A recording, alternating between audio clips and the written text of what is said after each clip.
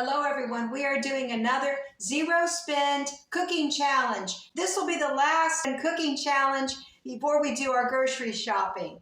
And we don't have that much to work with, but we're going to use what we have. To come up with creative meals can be very challenging at times. One thing we can make, and we didn't make it in the last video, Hawaiian pizza. So let's get into the refrigerator and get those ingredients out for that. Okay. Let's see here. Yes, we have the ham, the mozzarella cheese, and the pineapples. And I hope these canned pineapples are still good because they've been in here a long time. My husband likes onion too. For the Hawaiian pizza, I started out making a homemade crust. Very easy using baking powder by all recipes. And this is my favorite crust. And I will link the recipe in the description of this video. About 10 times you need it on a floured surface. Then I put it in a bowl with a little olive oil like this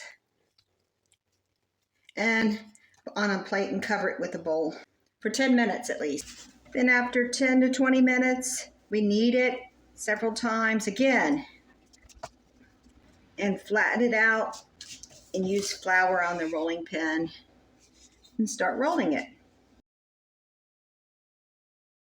And stretching out the dough helps to expand the pizza too.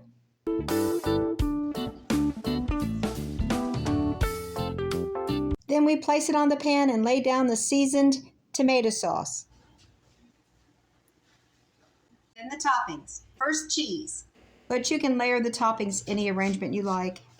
The toppings, we're going to rotate them around in a circle. First ham, then pineapple.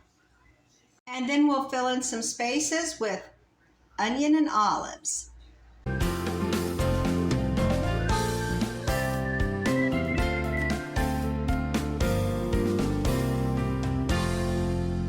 And that's basically how we're going to do it. I'll just finish it out.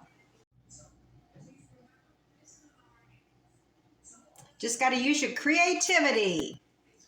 And this is on a budget, let me tell you.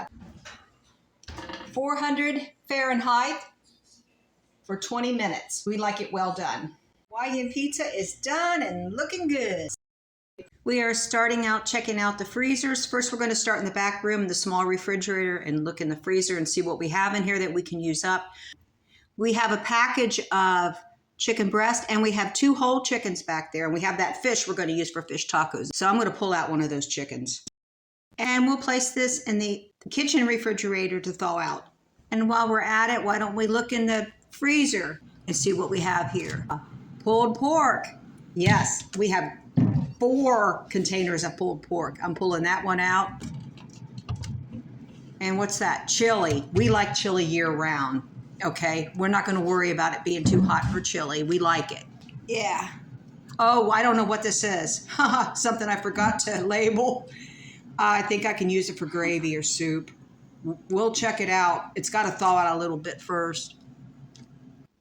Time for fish tacos to go with those tortillas. We need to use up leftover mashed sweet potatoes from a previous meal. For the sweet potato tortillas, 1 cup of sweet potato, 1 cup of flour. We're going to do a sprinkle of salt, and we're using 2 tablespoons of olive oil in the skillet. We're going to do 1 tortilla at a time. Okay, just mix everything together here, but it takes a little time and we want to get it completely mixed. We have a very nice dough we can work with, and you might want to use some flour on your hands if this gets sticky. Now we're just going to start creating our balls. We want them to be as even as possible, but they don't have to be perfect. Okay, we're going to roll these into tortillas one at a time. We got the floured surface here.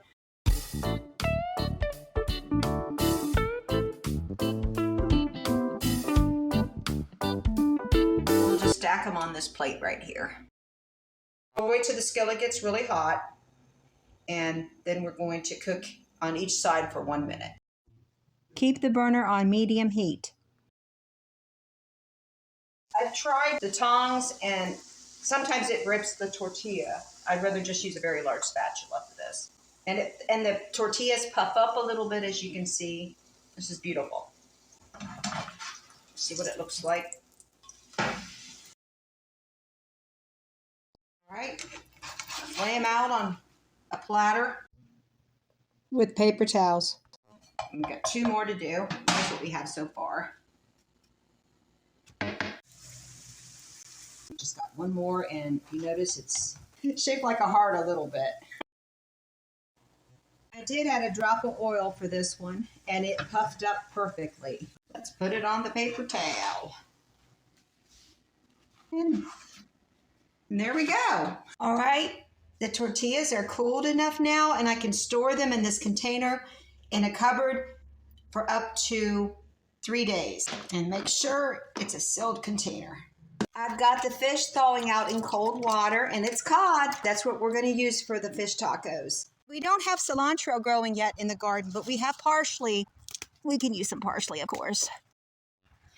Now let's go over here and pick some garlic chive. Right next to some parsley. I could have just came over here and picked both of them at the same time.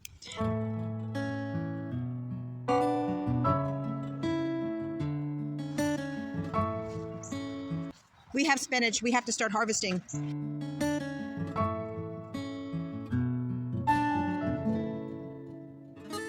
So we'll lightly rinse the spinach leaves.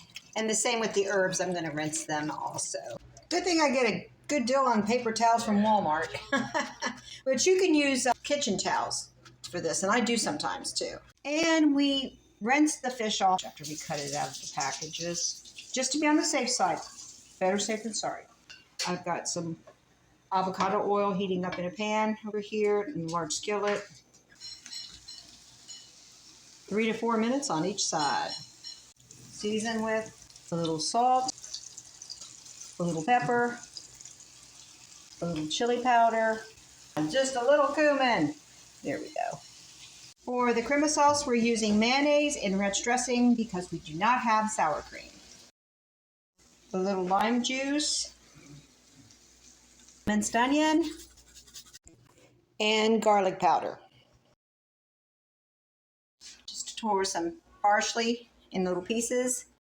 We have our dressing. We'll let the fish sit over here for a moment. And we're using the same pan. We're going to wilt some spinach. I just added a little olive oil. You can cook that as long as you like, but we still like strong onion flavor, so we don't cook it very long.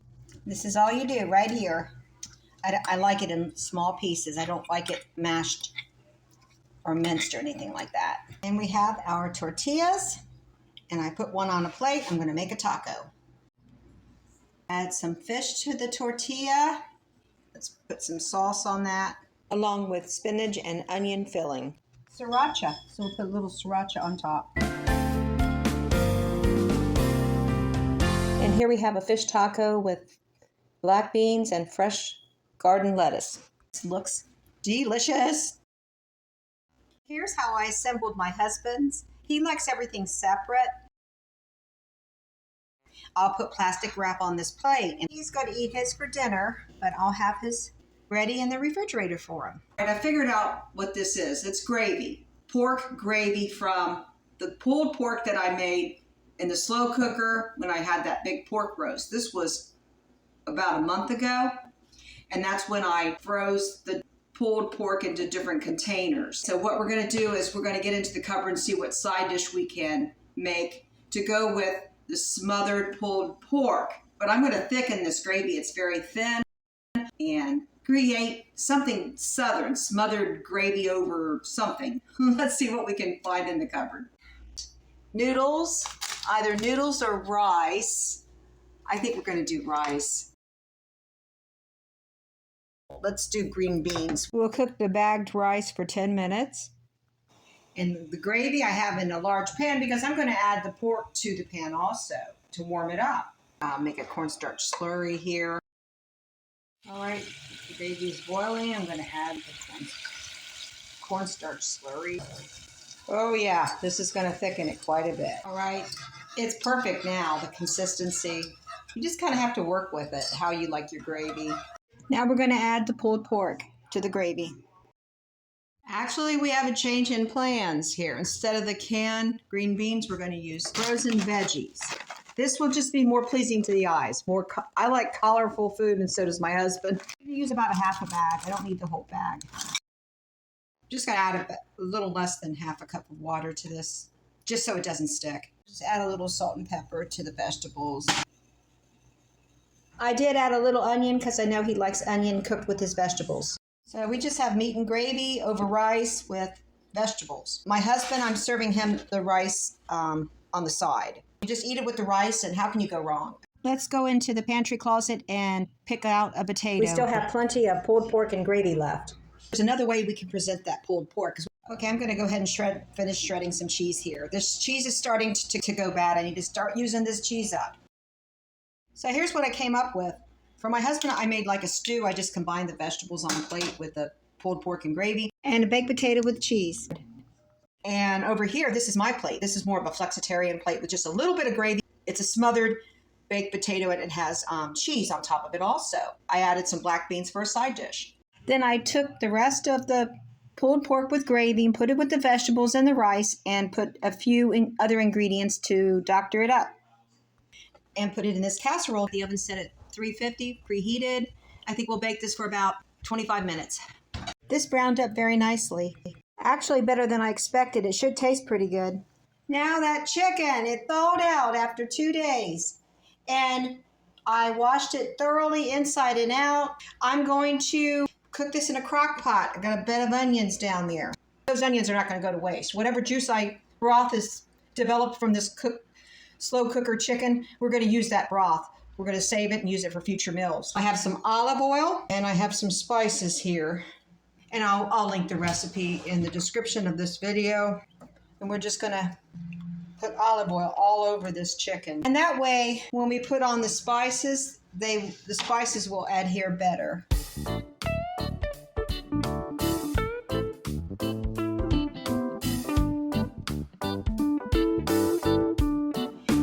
Okay, so we'll just put a lid on this and turn it on low for 4 to 6 hours. We'll check it after 4 hours. The chicken has cooked on low for 4.5 hours. My husband tested the temperature at 170. So this is cooked perfectly and we are ready to try some. And I'll be letting you know what I'm going to use this for in an upcoming video. But the main purpose is to have this chicken available to us for multiple meals coming up over the next few days. Now I will tell you about some other meals that we cooked up just to end the week out before the weekend, and we do our grocery shopping, and then we'll have a restock of food that we can use to create some delicious meals. I still have this quinoa and lentils, and I've been pondering on this for over a week now. What can I make with this? So I found a recipe. We're going to cook it up, and it's not going to be a tutorial. I'm going to go through it very quickly, but I will try to link as many recipes as possible in the description of this video. In a large pot, we are cooking up some onion and celery in olive oil.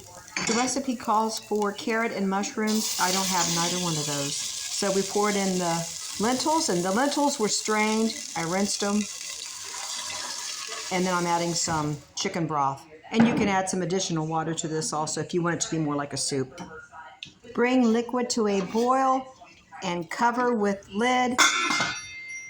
Cook on low for 15 minutes. Now we're just going to add the quinoa and mix this in. Before we need to add water and let that boil. Put a lid on it and cook another 15 minutes.